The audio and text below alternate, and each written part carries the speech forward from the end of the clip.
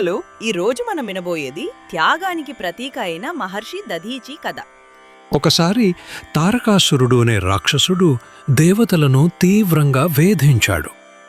అతన్ని ఏ సాధారణ ఆయుధం చంపలేమని వరం ఉండటంతో దేవతలు విష్ణు, శివులను ఆశ్రయించారు.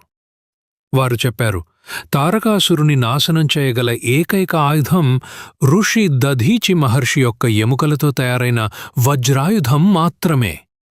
దేవతలు దధీచి మహర్షిని కోరగా ఆయన ఎలాంటి సంశయం లేకుండా తన జీవాన్ని త్యాగం చేసి తన శరీరాన్ని విడిచారు. ఆయన ఎముకలతో దేవతల శిల్పి త్వష్ట్రుడు వజ్రాయుధం తయారుచేశాడు.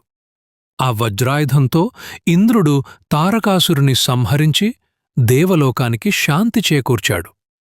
నీతి: సమాజ రక్షణ కోసం అత్యున్నతమైన గుణం తన స్వార్థాన్ని పక్కన పెట్టి ఇతరుల మేలు కోసం ప్రాణాన్నే అర్పించగలడు. పవిత్రంగా ఉంటే మన కృషి యుగాలపాటు స్మరణీయమవుతుంది.